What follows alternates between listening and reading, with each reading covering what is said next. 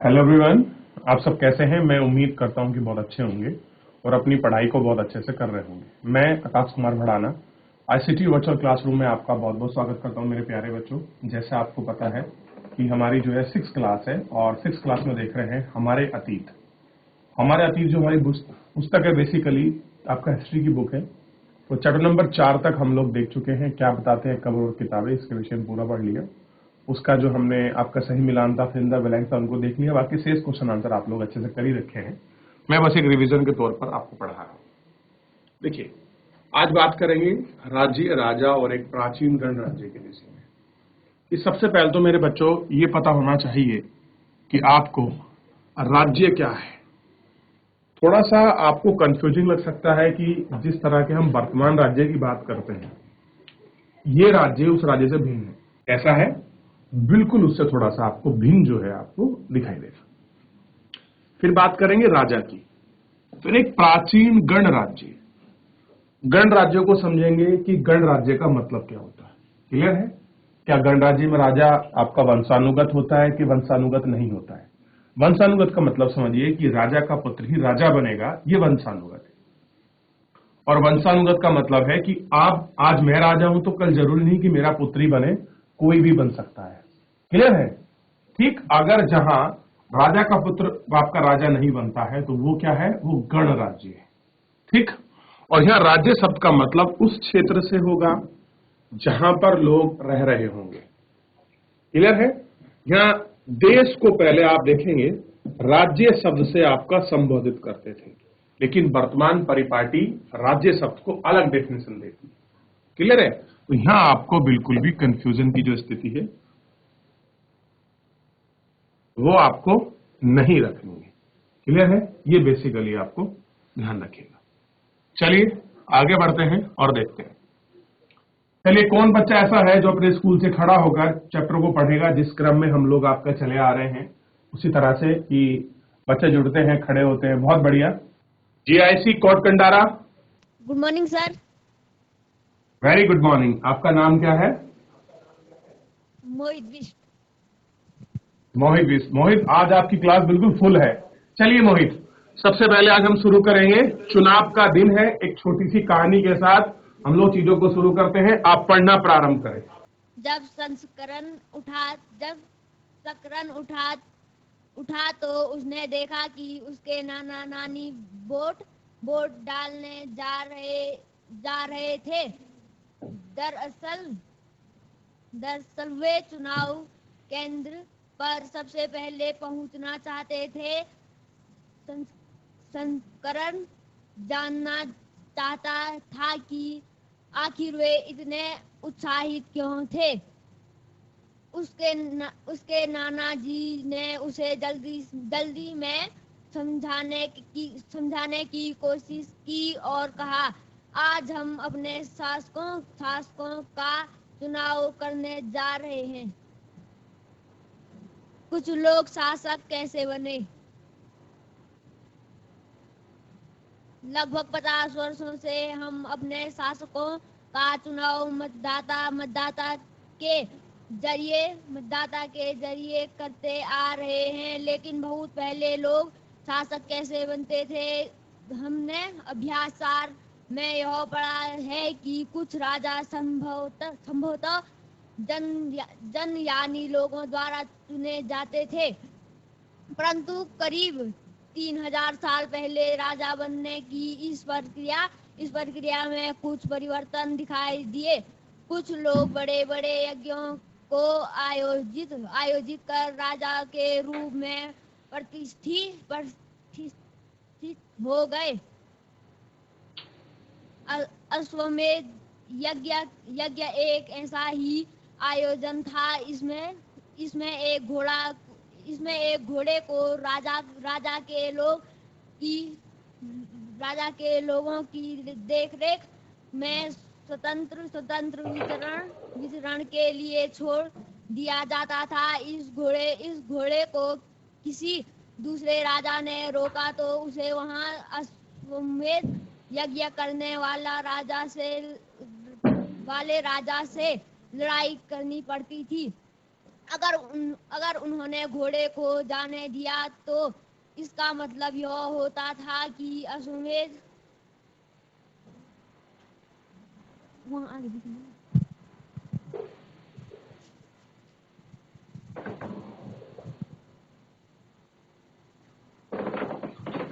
यज्ञ करने वाला राजा उससे ज्यादा शक्तिशाली था।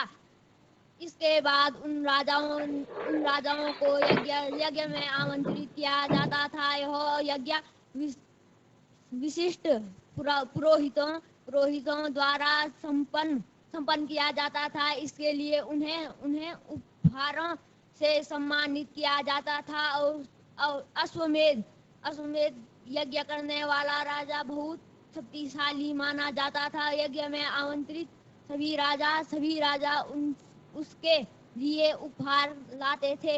इन सभी आयोजनों में राजा का मुख्य स्थान होता था। उसे राज सिंहासन या बाग की खाल के एक विशेष आसन पर बिठाया जाता था। युद्ध क्षेत्र में राजा का सारथी ही उनका सहचर होता था। यज्ञ के अवसर पर वह राजा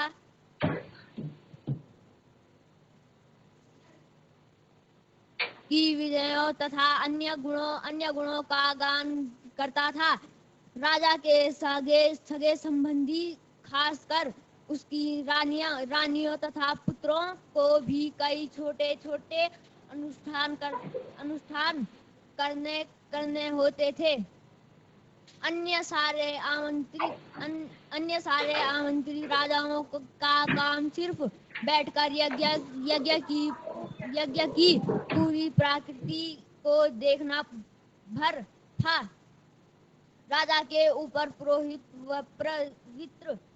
पवित्र जल के छिड़काव के साथ साथ अन्य कई अनुष्ठान करता था।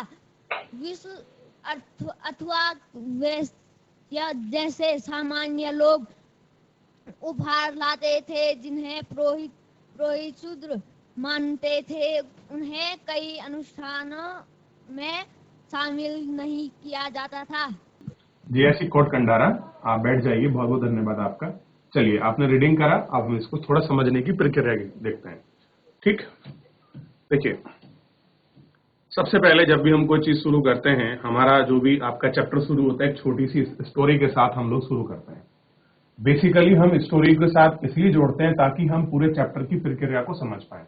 जैसे शंकरन सुबह उठता है और वो क्या देखता है कि उसके नाना नानी जो है आपका वोट डालने जा रहे हैं।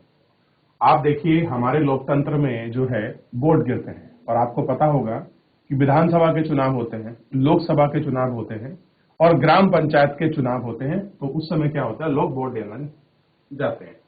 वोट डालने का मतलब है कि हमारे यहाँ लोकतांत्रिक गणराज्य की प्रणाली है। क्लियर है? लेकिन सबसे बड़ी बात यह है, क्या प्राचीन समय में भी आपकी इस तरह की प्रक्रिया थी? जो पुराने राजा महाराजा बनते थे, क्या उनके लिए भी लोग आपका वोट डालते थे? तो इसके विषय में अगर हम थोड़ा पढ़ें तो हमको मिलता है लोग शासक कैसे बनते थे। देखिए, जो शासक का मतलब क्या होता है, जो अपने क्षेत्र में रूल करता हो, जो नेतृत्व करने वाला, उसको हम शासक कहते हैं। अब देखिए, कहीं उसको राजा बोल दिया, कहीं उसको बादशाह कह दिया, कहीं आपका सम्राट कह दिया। मीनिंग थोड़े अलग अलग है इनके, लेकिन बेसिकली मतलब वही है। अब देखिए, हमने ये भी देखा कि लोग शासक कैसे बनते हैं, अध्याय 4 में हमने पढ़ा था। देखिए, मैंने कुछ कबीलों के नाम बताए थे, जैसे पुरु कबीला, जन कबीला, भरत कबीला। इसमें क्या था? इसमें बेसिकली ये आपका समाज था, कबीलाई समाज। और मैंने ये भी बताया था कि इस समय के लोग बड़े बड़े महलों में नहीं रहते थे। मैंने आपको ये बताया था नहीं कि इस तरह के महलों में जो था वो लोग आपका नहीं रहते थे। क्लियर है? अलग था प्रोसेस बनने का। और देखिए, राजा संभवतः यानी कि जन यानी कि लोगों द्वारा चुना जाता था। कब की बात कर रहे हैं? ये वो प्रक्रिया है जो 3000 साल पहले हो रही थी, जो बेसिकली वैदिक टाइम पीरियड है। उस वैदिक टाइम पीरियड की बात मैं कर रहा हूं। क्लियर है? अब देखिए, समय बढ़ेगा तो कुछ चीजें आएंगी, उनमें कुछ आपको परिवर्तन, चेंजेस दिखाई देंगे। अब देखिए, कुछ लोग बड़े बड़े यज्ञों को आयोजित कर राजा के रूप में प्रतिष्ठित हो गए। अब समय के साथ कुछ कुरीतियां मान लीजिए या समय के साथ बदलाव मान लीजिए, जिन व्यक्तियों ने जितना बड़ा यज्ञ करा उन्होंने अपने आप को राजा घोषित कर दिया। देखिए वैदिक समय में अगर आपका देखोगे यज्ञ का बड़ा महत्व है, अनुष्ठानों का बड़ा महत्व जो है आपको दिखाई देगा। अब ऐसा ही एक यज्ञ हुआ है अश्वमेध यज्ञ, आपको पता है बड़ा फेमस यज्ञ है अश्वमेध यज्ञ, और मेरे हिसाब से तो आपको एक ही अश्वमेध यज्ञ वो आपको याद होगा, मैं मानता हूं बच्चों को भी याद होगा और जो और भी हैं उन्हें भी। जब आपकी रामायण होती है और राम जी जब क्या करते हैं, श्री राम अश्वमेध यज्ञ करते हैं, तो अश्वमेध जो आपका यज्ञ होता है उसमें क्या होता है कि राजा को क्या होता है, यज्ञ चलता रहता है और राजा को एक घोड़ा जो है स्वतंत्र रूप से छोड़ना होता है। अब घोड़े के पीछे पीछे आपकी सेना चलती है, जिस क्षेत्र में भी आपका घोड़ा जाएगा, जिस राजा के क्षेत्र में घोड़ा जाएगा, अगर उस घोड़े को कोई राजा रोक लेता है तो जो उसके साथ आपके सैनिक चल रहे हैं उन सैनिकों को युद्ध करना होता है और घोड़े को छुड़ाकर फिर आगे ले जाना होता है। अगर वो ऐसा कर पाए तो जिस क्षेत्र में घोड़ा गया था और सेना को पराजय किया है वो सारा क्षेत्र किसके अधीन आ जाएगा, उस राजा के अधीन जो अश्वमेध यज्ञ करा रहा है। पहली कंडीशन। दूसरी कंडीशन ये है, घोड़ा गया, आपने रोका नहीं और खुद ही कह दी कि हम इस राजा की अधीनता स्वीकार करते हैं, तो उसे क्या करेंगे, एक आपका निमंत्रण देंगे कि हम आपको निमंत्रण देते हैं कि आप कहां जाइए, अश्वमेध यज्ञ हो रहा है श्री राम का, आप वहां पहुंच जाइए। मैं आपको एग्जाम्पल के माध्यम से समझा रहा हूं, क्लियर है। इस तरह से एक कंडीशन इसमें और है, मान लीजिए आपने अश्वमेध यज्ञ कराया और घोड़े को मैंने पकड़ लिया या किसी और ने पकड़ लिया और मैंने सेना को परास्त कर दिया और आपके राजा को परास्त कर दिया, तो ये मान लीजिए कि आपका सारा साम्राज्य मेरा हो जाएगा। तो हालांकि कोई भी राजा जल्दी से अश्वमेध यज्ञ नहीं करता था, क्लियर है, बहुत सोच समझ के कोई भी राजा अश्वमेध यज्ञ करता था। और अब देखिए अश्वमेध यज्ञ करने के लिए क्या था, ऐसे नहीं कि कोई भी आपका पंडित पुरोहित आएंगे और आपका यज्ञ कर देंगे, नहीं, एक विशिष्ट प्रकार के पुरोहित थे। विशिष्ट प्रकार का ये मतलब नहीं उनके 4 हाथ पैर थे, नहीं, वो विद्वान थे, उच्च कोटि के विद्वान, जिन्हें अश्वमेध यज्ञ की पद्धति के विषय में संपूर्ण रूप से पता था। यहां लिखा हुआ है ना कि यज्ञ करने विशिष्ट पुरोहित द्वारा संपन्न किया जाता था, यानी कि जो विशिष्ट आपके पुरोहित थे वही पुरोहित क्या करते थे, उसको यज्ञ को संपन्न करते थे। और क्या करते थे, लोग जो हैं राजा के लिए उपहार लेके आते थे, गिफ्ट लेके आते थे। आज भी देखिए आप किसी के बर्थडे पे जाएं, खाने पे जाएं, एनिवर्सरी पे जाएं, तो आपको गिफ्ट देना पड़ता है ना, क्लियर है। ऐसे ही उस समय आपको जो आपका राजा था, सीनियर राजा ऐसे मान लीजिए, उसको देना पड़ता था। तो अलग अलग अपनी कैटेगरी में जैसे जिसकी सामर्थ्य है वो अपना युग देते थे और बोलते थे अश्वमेध यज्ञ करने वाला राजा क्या था, बहुत शक्तिशाली माना जाता था। ऐसा था अपने आप में शक्तिशाली। अब देखिए अशोक को राजा नहीं मानते, चंद्रगुप्त मौर्य के समय में अगर आप पढ़ोगे मौर्य डायनेस्टी को, आगे मिलेगा आपको मौका पढ़ने का, तो अशोक को क्या कहा गया, सम्राट कहा गया। और सम्राट से बड़े भी एक उपाधि है, एकराट, क्लियर है। तो इस यज्ञ को आप करने के बाद राजा आपका सम्राट होता था। देखिए उपहार लाते थे। इन सभी आयोजन में मेन स्थान किसका था, राजा का। राजा कौन, जो अश्वमेध यज्ञ करा रहा है वो सिंहासन पर बैठेगा या बाग की खाल पर बैठेगा। युद्ध क्षेत्र में राजा का रथ एक सारथी चल रहा है जिसको सहचर कहते हैं। सहचर का मतलब होता है साथ देने वाला या साथ साथ चलने वाला, क्लियर है। आगे देखिए, और उसमें क्या होता था कि राजा ने किस प्रकार से विजय की है वो लोगों को उनकी विजय के बारे में गुणगान करता था। सगे संबंधियों को क्या करता था, उनकी गुणगान के विषय में आपका लोगों को समझाता था और बताता था, ठीक। और खासकर रानी और पुत्रों को भी छोटे छोटे अनुष्ठान करने होते थे। जो राजा या रानी है उनको भी छोटे छोटे कुछ अनुष्ठान थे जो आपको अश्वमेध यज्ञ के दौरान उनको करने पड़ते थे। अब देखिए सारे आमंत्रित राजा का काम सिर्फ बैठकर यज्ञ की पूरी प्रक्रिया को आपका देखना पड़ता, यानी कि जो भी राजा आ रहा है यज्ञ में उसका कोई काम नहीं है, आइए आपको सिंहासन मिलेगा, यज्ञ चल रहा है, शांति से बैठ के देखिए, गिफ्ट दीजिए और चले जाइए, बस इतना काम था। राजा के ऊपर पुरोहित क्या करता था, पवित्र जल छिड़कता था, यानी कि आप गंगा जल मान सकते हैं, उसको छिड़कता था, ठीक। और साथ ही साथ कई अनुष्ठान करता था। वैसे यानी कि वैसे जैसे सामान्य लोग उपहार लाते थे। क्लियर है? जिन्हें पुरोहित शूद्र मानते थे। शूद्र का मतलब है कि जो 4 वर्ण हमने पढ़े हैं, क्लियर है, ब्राह्मण, क्षत्रिय, शूद्र और वैश्य। तो ये क्षत्रिय और पहले ब्राह्मणों को श्रेष्ठ रखा गया है, फिर उसके बाद जो आपका क्षत्रिय उनको श्रेष्ठ रखा गया है, और क्षत्रियों के बाद भाई इनको श्रेष्ठ रखा गया है। ध्यान दें सामने मेरे प्यारे बच्चों। तो क्या मानते थे? उनको शूद्र के रूप में शामिल करते थे, और कह रहे हैं कि बहुत सारे ऐसे अनुष्ठान होते थे जहां शूद्रों को इसमें नहीं बैठाया जाता था। इस यज्ञ में उपस्थित होने वाले की एक सूची बनाओ और उनके पेशे के आधार पर कौन सा वर्ग कैसे आपका शामिल था। अब थोड़ा सा हम वर्ण के विषय में पढ़ लेते हैं। ये वर्ण वो वर्ण नहीं है जो हम अपनी वर्णमाला में पढ़ते हैं, नहीं, ये अलग है, इसके विषय में पढ़ेंगे। चलिए, जयश्री रीटा खाल। Good morning sir. Very good morning. आपका नाम क्या बच्चे? इस समय ओके बेटे, चलिए आप पढ़ना प्रारंभ करें वर्ण को।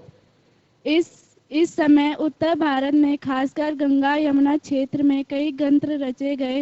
ऋग्वेद के बाद रचे होने के कारण ये उत्तर वैदिक ग्रंथ कहे जाते हैं। इनके अंतर्गत सामवेद, यजुर्वेद, अथर्ववेद तथा अन्य ग्रंथ शामिल हैं। पुरोहित द्वारा रचित इन ग्रंथों में विभिन्न प्रकार के अनुष्ठान और उनके संपादन की विधियां बताई गई हैं। इनमें सामाजिक नियमों के बारे में भी बताया गया है।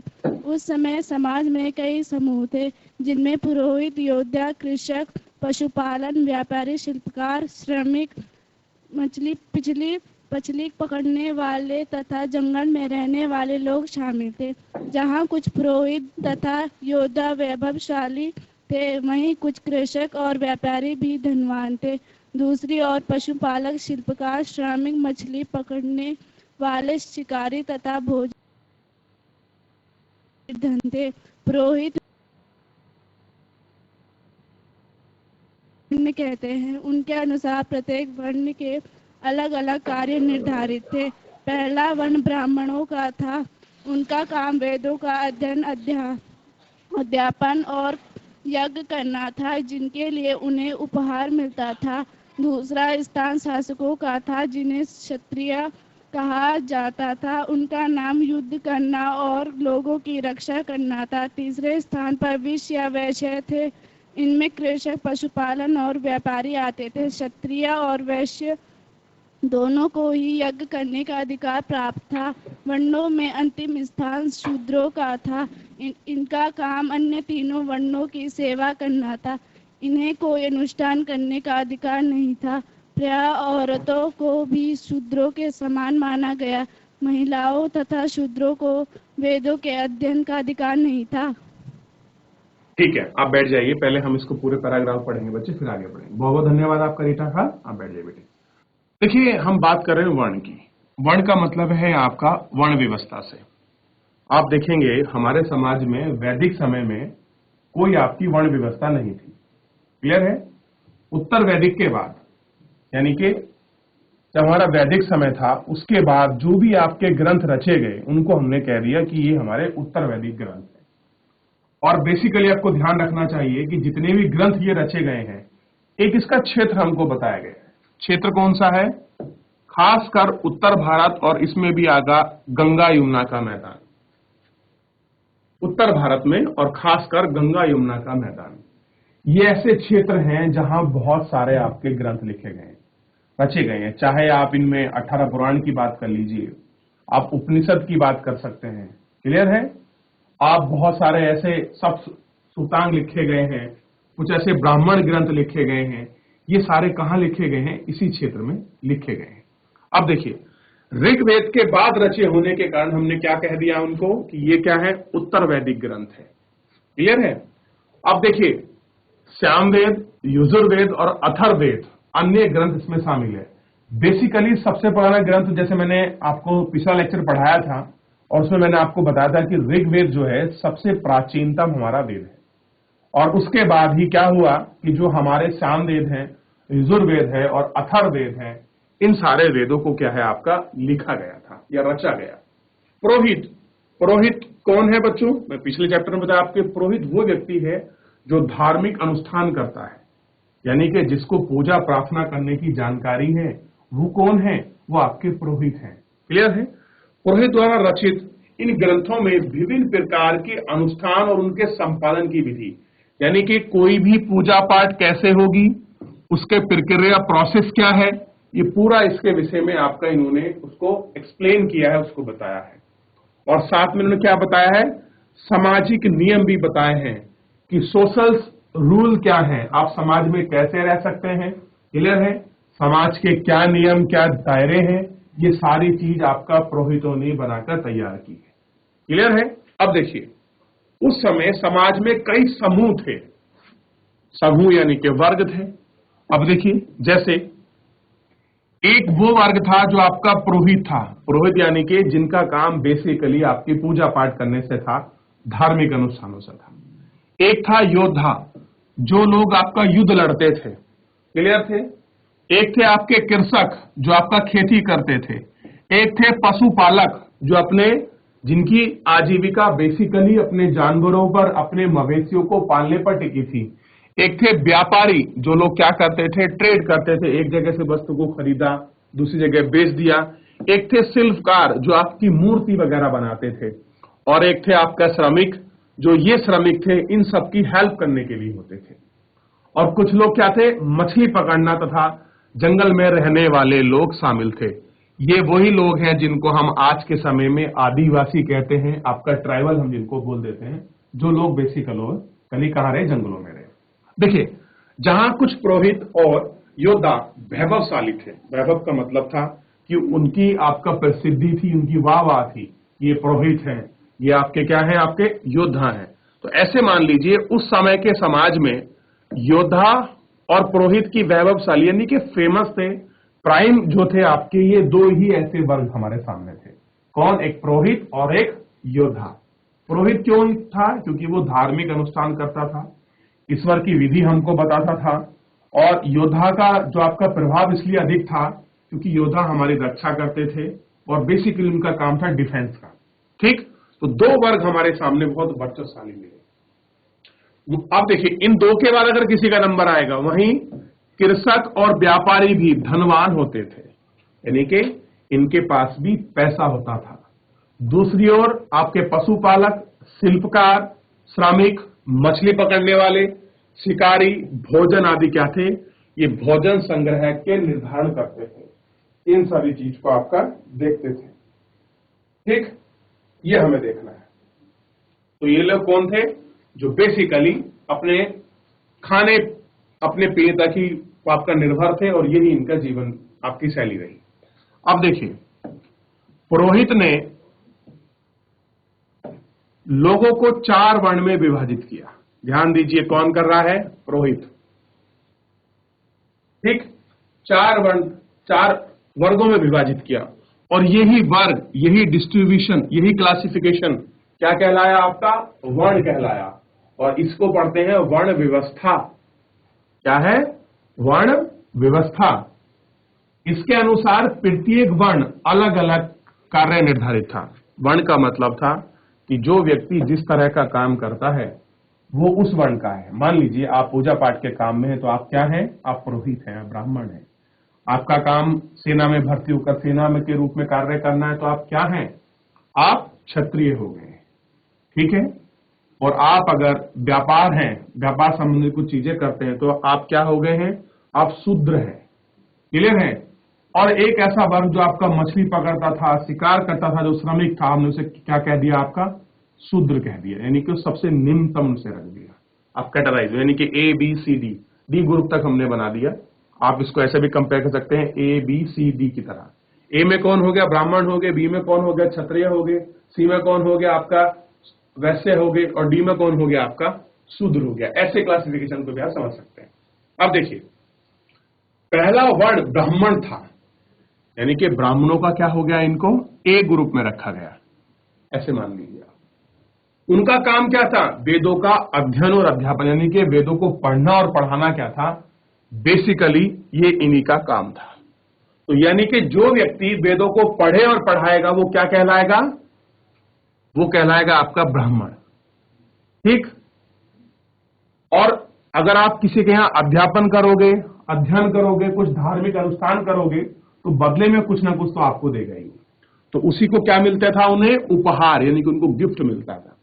अब गिफ्ट में आज के समय में तो आप अलग अलग रूप से देखते हैं, लेकिन आपका बेसिकली उस समय कुछ खाने के लिए, कुछ गाय, इस तरह की चीजों को दान किया जाता था ताकि उस व्यक्ति की आर्थिक आजीविका आपकी चल सके। दूसरा स्थान किसका था? शासकों का, यानी कि जो आपका रूल करते थे और जिन्हें क्या कहा गया? आपका क्षत्रिय कहा गया। क्लियर है? क्षत्रिय कहा गया, जिनका काम क्या था? युद्ध करना, लोगों की रक्षा करना। अगर आप युद्ध करते हैं, लोगों के डिफेंस करते हैं, तो आप कौन से वर्ण से हो गए? आप क्षत्रिय हो गए। तीसरा वर्ण किसका मिला? आपका वैश्य, यानी कि विश्व का। ठीक, इनमें कृषक आ गए, आपके पशुपालक और व्यापारी, इन 3 वर्गों को इसमें शामिल कर लिया। अब देखिए, क्षत्रिय और वैश्य दोनों ही यज्ञ करने का अधिकार प्राप्त था, यानी कि ये अपने घर में यज्ञ वगैरह धार्मिक अनुष्ठान की जो आपकी चीजें हैं, पूजा पाठ करा सकते थे। ठीक, अब एक वर्ग और है जिसको हम अंतिम वर्ग में गिनते हैं, उसका अंतिम स्थान है शूद्रों का। हमने बड़ा निम्न रूप में आपका शूद्रों को समझा है। बेसिकली हमने गुलाम टाइप में, स्लेव्स के रूप में हमने गुलामों को हमारे सामने आपका पेश किया गया है। इनका काम अन्य तीनों वर्णों की आपका सेवा करना था, यानी कि बेसिकली ये आपका सर्विस प्रोवाइडर के रूप में इनको देखा गया।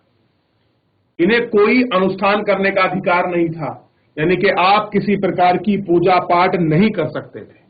और देखिए, बड़ी विडंबना है हमारे समाज में, और इतने समय तक आपका चलती आई, कि जो महिला हैं, औरतों को और शूद्रों को एक समान माना गया। यानी कि महिला चाहे ब्राह्मण आपके वर्ग की हो, चाहे क्षत्रिय वर्ग की हो, और चाहे आपका क्या हो, वैश्य वर्ग की हो या शूद्र हो, सबको एक समान माना है। यानी कि महिला और शूद्र कैसे हैं? एक समान है।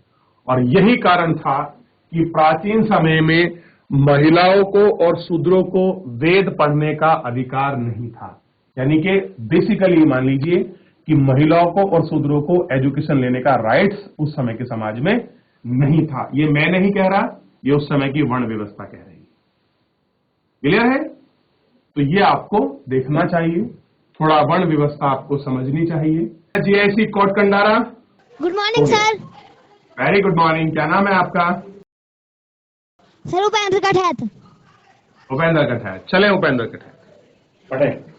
पुरोहितों के अनुसार सभी वर्णों का निर्धारण जन्म के आधार पर होता था। उदाहरण के तौर पर ब्राह्मण माता पिता की संतान ब्राह्मण ही होती थी। बाद में कुछ लोगों को अछूत माना गया। अछूत वर्गों में कुछ शिल्पकार, शिकारी तथा भोजन संग्रह शामिल थे। साथ ही इनमें वे लोग भी आते थे जो शवों को दफनाने या जलाने का काम करते थे। इन लोगों से संपर्क अपवित्र माना जाता था। कई लोगों ने ब्राह्मणों द्वारा बनाई हुई इस वर्ण व्यवस्था को स्वीकार नहीं किया। कुछ राजा स्वयं को पुरोहित से श्रेष्ठ मानते थे। कुछ लोग जन्म के आधार पर वर्ण निर्धारण सही नहीं मानते थे। इसके अतिरिक्त कुछ लोग व्यवसाय के आधार पर लोगों के बीच भेदभाव उचित नहीं समझते थे, जबकि कुछ लोग चाहते थे कि अनुष्ठान संपन्न करने का अधिकार सबका हो। कई लोगों ने छुआछूत की आलोचना की। इस उपमहाद्वीप के पूर्वोत्तर क्षेत्र जैसे कई इलाकों में सामाजिक आर्थिक असमानता बहुत कम थी। यहाँ पुरोहितों का प्रभाव भी बहुत सीमित था। लोगों ने वर्ण व्यवस्था का विरोध क्यों किया? बहुत बढ़िया, बैठ जाइए। अच्छा चलिए आप बताइए कि पुरोहितों ने वर्ण व्यवस्था का, अब देखिए बहुत सारे लोग क्या कर रहे थे, वर्ण व्यवस्था का विरोध कर रहे थे। क्यों कर रहे होंगे वर्ण व्यवस्था का विरोध? बताइए अगर आप जानते हैं तो। चलिए मैं समझाता हूं, अभी आप बैठ जाइए। बहुत बढ़िया उपेंद्र कठैत, आप रोज पढ़ते हैं, बहुत बहुत धन्यवाद आपका। चलिए ध्यान दीजिए। अब देखिए वर्ण व्यवस्था बन गई है, अब जो वर्ग नीचे रह गए हैं, अब उनमें भी पूरी अपनी पोटेंशियल है, अच्छी एनर्जी है, तो वो वर्ण क्यों पीछे रह जाए? वो क्या करेगा? इन लोगों की आलोचना करेगा, और बिल्कुल सही भी है मेरे हिसाब से। तो आइए बैलेंस करने की हम लोग आपका कोशिश करते हैं। पुरोहित के अनुसार सभी वर्णों का निर्धारण जन्म के आधार पर होता था, बस यही समस्या थी। पुरोहित क्या कह रहे हैं कि जो भी वर्ण है वो क्या है? जन्म के आधार पर है। बस किसके आधार पर बता दिया? जन्म के आधार पर। जबकि किसके आधार पर होना चाहिए? आदमी के कर्म के आधार पर होना चाहिए था। उन्होंने क्या कह दिया कि जन्म के आधार पर है, और यही कारण बन गया कि पुरोहितों का इस बात को लेकर विवाद हो गया। यानी कि ब्राह्मण के घर ब्राह्मण पैदा होगा, क्षत्रिय के घर क्षत्रिय पैदा होगा, वैश्य के घर वैश्य और शूद्र के घर शूद्र पैदा होगा। ये समस्या खड़ी होगी समाज में। क्लियर है? यानी कि अगर कोई चाहकर भी क्षत्रिय का बच्चा अगर पढ़ना चाहता है वेद, तो वो नहीं पढ़ सकता, और कोई शूद्र है और वो ब्राह्मण बनना चाहता है तो नहीं बन सकता। देखिए, ब्राह्मण माता पिता की संतान ब्राह्मण ही होती थी।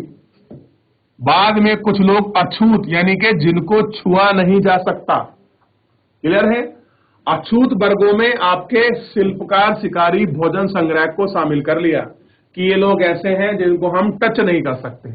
और देखिए, इस समय की बनाई गई वर्ण व्यवस्था आजादी के बाद तक बरकरार रही, इतना लंबा समय चल के आई, और इसीलिए हमारे संविधान में, कॉन्स्टिट्यूशन में एक प्रोविजन रखना पड़ा। आप पढ़िएगा, मौका मिला मैं भी पढ़ाऊंगा आपको। आर्टिकल 17 अनटचेबिलिटी, क्लियर है? यानी कि इस समय की बड़ी वर्ण व्यवस्था को आजादी के बाद मुक्ति मिली, और आर्टिकल 17 को विशेष प्रोविजन में रखा गया। अगर कोई व्यक्ति, देखिए आज भी है, आप अगर किसी व्यक्ति से छुआछूत करते हैं, हीन दृष्टि रखते हैं या हीनता दिखाते हैं, तो ये क्या है? सोशल ऑफेंस है, यानी कि सामाजिक अपराध है, और इसमें ये जो है आपका नॉन आपका अवेलेबल है। अगर आप कुछ इस तरह का दिखाते हैं, आप छुआछूत करते हैं और किसी ने आपकी कोई एफआईआर वगैरह कुछ कर दी, तो आपको जल्दी से जमानत नहीं मिलने वाली। यानी कि हमारे यहां इस तरह की कोई व्यवस्था नहीं है। क्लियर है? हमारे यहां सब लोगों को एक समान समझा गया है। ये थोड़ा सा मैंने आपको संविधान के प्रोस्पेक्ट से समझाया। आइए आगे बढ़ते हैं। साथ ही इसमें लोग वे भी आते थे जो आपका शवों को दफनाते और आपका जलाते थे, जिनको हम क्या बोलते हैं? चांडाल, यानी जो लोगों को दाफते हैं और आपका शमशान में जो लोगों को आग लगाते हैं, हम क्या कहते हैं? ये चांडाल है। क्लियर है बच्चों? इन लोगों के संपर्क को अपवित्र माना जाता था। कह रहे हैं कि अगर आप इन लोगों से मिल लिए, वार्तालाप कर लिया, अपने हाथ वाथ मिला लिया, खाना वाना खा लिया, तो आप क्या हो गए? अपवित्र हो गए। फिर क्या होगा? आपके लिए यज्ञ करेंगे, फिर आपको पवित्र करेंगे, फिर आप हो जाओगे पवित्र। तो इस तरह की व्यवस्था थी। तो बाकी जो शेष पार्ट है हम उसको कल के क्रम में पढ़ेंगे, क्योंकि समय समाप्त हो रहा है। अन्य और टीचर की जो है आपकी क्लासेस हैं, और कंटिन्यू करें। फिलहाल मैं इतना कहूंगा बच्चों, इस चैप्टर को अच्छे से पढ़ के चलिए। आप अभी उम्र छोटी है, लेकिन इस सामाजिक तौर वर्ण व्यवस्था को अगर आप पढ़ोगे तो अच्छे से आपका समझ जाओगे, सारी चीजें आपकी क्लियर हो जाएंगी। क्लियर है? तो आज हाथ खड़ा कीजिए किन किन बच्चों को आपका चैप्टर समझ आया, यानी कि जो मैंने पढ़ाया किसी को कुछ समझ नहीं आया? हाथ खड़ा करें कितने बच्चों को समझ आया? ये जो आगे बच्चे बैठे हैं, ये जो छोटा छोटा हाथ खड़ा करें, बहुत बढ़िया। हाथ नीचे कर लें जो पीछे। मुझे ऐसा लगता है कि जो क्वालिटी एजुकेशन अगर किसी तक पहुंचती है, या जो आप क्लास के जीनियस हैं, वो हमेशा पीछे ही बैठते हैं। चलिए मेरे प्यारे बच्चों, हाथ नीचे कर लें। आपका बहुत बहुत धन्यवाद। मिलते हैं नेक्स्ट लेक्चर में। आपका दिन शुभ हो।